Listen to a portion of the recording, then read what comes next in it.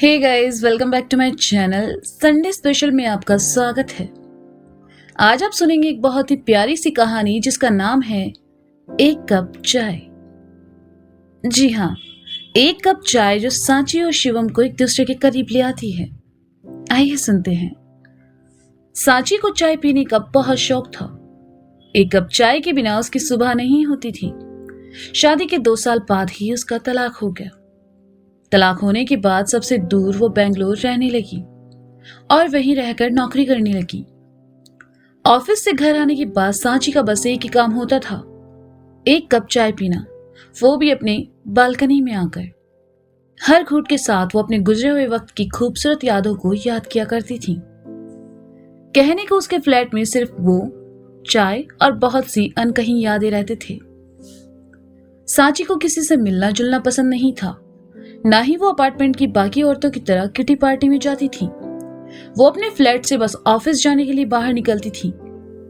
एक शाम सांची रोजाना की तरह बालकनी में खड़ी चाय पी रही थी कि उसे किसी के गुनगुनाने की आवाज सुनाई थी। सांची ने देखा पास की बालकनी में कोई उसकी तरफ पीठ किए खड़ा है। सांची उसका चेहरा नहीं देख पाई। उसने हाथ में एक डायरी पकड़ी हुई थी और हाथ पे हार्ट बीट का टैटू बना हुआ था। अचानक सांची की नजर अपने हाथ पर चली गई। उसके हाथ पर भी सेम वही टैटू बना हुआ था। सांची अजीब सी कश्मकश में पड़ गई। उसने वापस बालकनी की तरफ देखा पर वहां कोई नहीं था। कुछ दिन यूं ही गुजर गए। अब सांची रोज बालकनी में आने लगी, पर हर बार की तरह वो लड़का कानों में हेडफोन लगाए उसकी तरफ पीठ किए खड़ा रहता था। सांची कभी उसका चेहरा नहीं देख पाई। एक शाम उसने देखा कि बालकनी में वही लड़का उसकी तरफ मुंह करके बैठा है, पर यहां भी सांची उसका चेहरा नहीं देख पाई। वो कोई किताब पढ़ रहा था और किताब उसके चेहरे के बिल्कुल सामने थी। सांची को सिर्फ उसकी आंखें दिखाई दे रही थी। अगर सांची का अतीत ना होता तो जैसे वो इन आंखों में डूब ही जाती। सांची ने खुद को संभाला और अंदर आ गई। एक अजनबी सा चेहरा देखने के लिए वो इतना बेचैन क्यों हो रही थी, उसे समझ नहीं आ रहा था। 2 हफ्ते निकल गए। सांची अब तक उसे देख नहीं पाई। एक शाम सांची बालकनी में खड़ी नीचे खेल रहे बच्चों को देख रही थी। उन बच्चों में एक 4 साल की मासूम सी गुड़िया जैसी दिखने वाली बच्ची भी थी, जो कि बहुत ही खूबसूरत थी। सांची अपलक उसे देखे जा रही थी। तभी किसी ने कहा, एक्सक्यूज मी। सांची ने पलटकर देखा। साथ वाली बालकनी में खड़ा वो लड़का इतने दिनों से सांची को बेचैन कर रखा था, आज उसके बिल्कुल सामने खड़ा था। भूरी आंखें, होठों पे मुस्कान और गर्दन पर फिर से टैटू। सांची उसकी आंखों में डूबी जा रही थी कि उसने फिर कहा, हेलो, मैं आपसे कुछ कह रहा था। सॉरी, वो मैं वो उफ, कहिए क्या हुआ? सांची ने अटकते हुए कहा, क्या मुझे एक कप चाय मिल सकती है? वो दरअसल मेरे यहाँ किचन अभी सेट नहीं हुआ है, please if you don't mind, लड़के ने कहा। सांची चाय बनाने अंदर चली गई और वो फिर से अपनी डायरी में कुछ लिखने लगा। कुछ ही देर में सांची चाय के 2 कप लिए बालकनी में आती है। दोनों चाय पीने लगते हैं, पर चुपचाप। कभी कभी नजर बचाकर सांची उसे देख भी लेती है। सांची ने देखा वो इतने इत्मीनान से चाय को पी रहा था जैसे सांची पिया करती थी। चाय खत्म करके वो सांची की तरफ मुखातिब होकर बोला, थैंक यू, आप चाय बहुत अच्छी बनाती हो। इसमें थैंक यू की क्या बात है? सांची ने झिझकते हुए कहा, कोई बात नहीं, अगली बार मैं आपको पिला दूंगा, खुद बनाकर, लड़के ने कहा। जी जरूर, सांची ने कहा और जाने लगती है। सुनिए, लड़के ने कहा। जी, सांची ने पलटते हुए कहा, मैं शिव। ये कहकर लड़के ने अपना हाथ सांची की तरफ बढ़ा दिया। सांची, ये कहकर सांची भी अपना हाथ बढ़ा देती है। दोस्ती की तरफ उनका ये पहला कदम था। दोनों के हाथ मिले ही थे और ये वही हाथ थे जो हार्ट बीट के टैटू से बने थे। दोनों अपने अपने घर चले गए। अक्सर दोनों की मुलाकात शाम की चाय पर हो जाया करती थी। अब सांची के पास चाय के साथ साथ शिव भी था। वो चाय ही थी जिसने दोनों को जोड़ रखा था। एक दिन शिव को डायरी में लिखते देख सांची ने पूछ लिया, ये आप जब देखो तब इस डायरी में क्या लिखते रहते हैं? कुछ नहीं, बस यूं ही, लड़के ने कहा। दिखाओ मुझे, सांची ने कहा। नहीं, मैं ये आपको नहीं दिखा सकता, शिव ने कहा। ऐसा क्या है इसमें जो मुझे नहीं दिखा सकते? दिखाओ। सांची ने जिद ही पकड़ ली। जिद मत करो, इसमें सिर्फ मेरी कुछ फीलिंग्स है जो मैं तुम्हें नहीं बता सकता, शिव ने कहा। नहीं, मुझे अभी देखना है, दिखाओ, सांची ने कहा। सही वक्त आने पर मैं खुद तुम्हें ये दे दूंगा, तब तक प्लीज, शिव ने रिक्वेस्ट करते हुए कहा। सांची वहां से उठकर चली जाती है। शिव जानता था सांची को कैसे मनाना है। उसने तुरंत एक कप चाय बनाई और सांची के फ्लैट के दरवाजे के सामने आकर बेल बजा दी। सांची ने दरवाजा खोला तो देखा सामने शिव खड़ा है। शिव ने चाय का कप आगे बढ़ा दिया। सांची मुस्कुरा दी। पता नहीं ऐसा क्या था चाय में कि वो सब कुछ भूल जाती थी। जैसे जैसे वक्त गुजरा वैसे वैसे शिव और सांची का रिश्ता और भी गहरा होता गया। दोनों के बीच एक रिश्ता बन चुका था, पर दोनों ने कभी अपने रिश्ते की सीमा पार नहीं की। जब भी दोनों मिलते, एक दूसरे से अपना सुख दुख बांटा करते और एक दूसरे की मदद के लिए हमेशा तैयार रहते। एक शाम दोनों साथ साथ मार्केट में टहल रहे थे कि एक कार तेजी से आई। तभी शिव ने सांची का हाथ पकड़कर उसे अपनी तरफ खींच लिया। इसके बाद ही दोनों के मन में प्रेम का अंकुर फूट चुका था, लेकिन दोनों ही अपने अतीत को भुलाने में असमर्थ थे। दोनों ही नहीं चाहते थे कि उनका रिश्ता टूटे। दोनों एक दूसरे को चाहने लगे थे। एक का दुख दूसरे का दुख बनने लगा था। दोनों को एक दूसरे की परवाह खुद से ज्यादा होने लगी थी। कुछ दिनों से सांची ने शिव को नहीं देखा। उसे चिंता होने लगी। इतने दिनों में सांची कभी शिव के फ्लैट पर नहीं गई थी। थोड़ा हिचकिचाते हुए उसने डोरबेल बजा दी। दरवाजा खुला हुआ था। सांची अंदर गई, देखा एक छोटी सी बच्ची सोफे पर सो रही थी।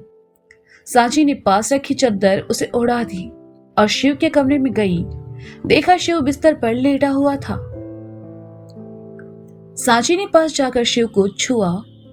उसका बदन बुखार से तप रहा था। सांची ने डॉक्टर को फोन किया और खुद शिव के सर पर ठंडे पानी की पट्टियां रखने लगी। बुखार कम होने का नाम नहीं ले रहा था।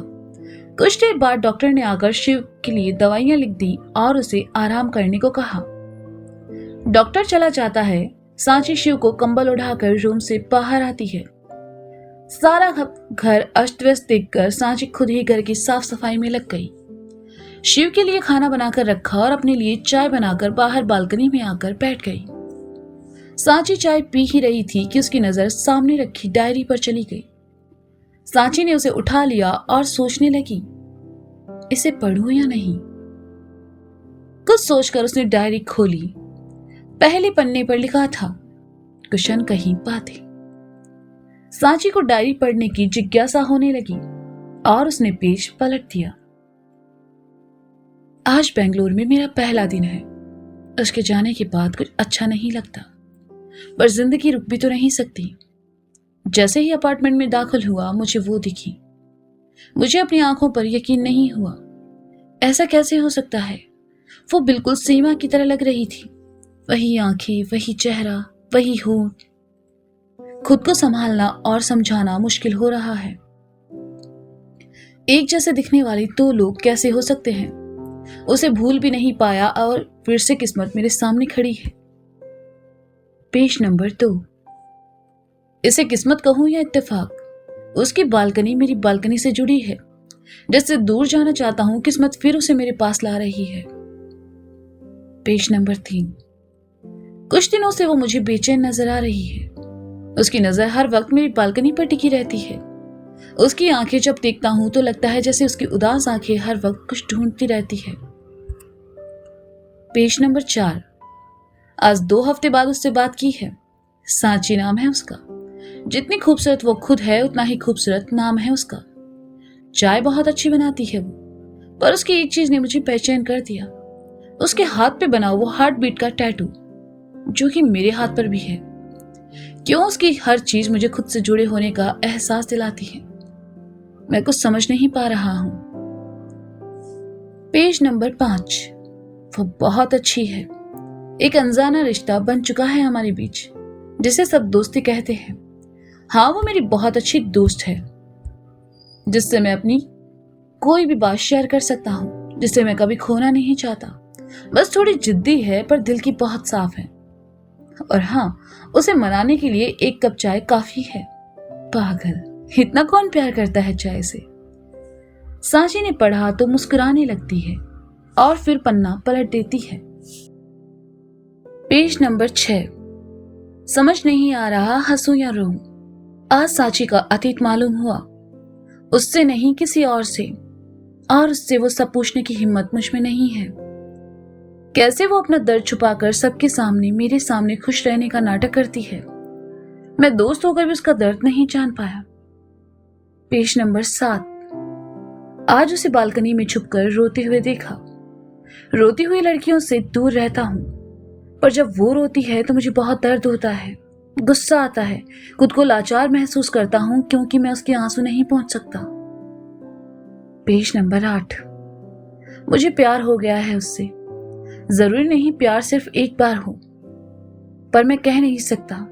ये बात हमेशा मेरे दिल में रहेगी क्योंकि मैं हमारी दोस्ती कभी खोना नहीं चाहता। और मेरी लाइफ में सीमा और मेरी 4 साल की बेटी जिया है। जिया से वो नहीं मिली शायद, पर मैं खुद उसे बहुत जल्द उससे मिलवाऊंगा।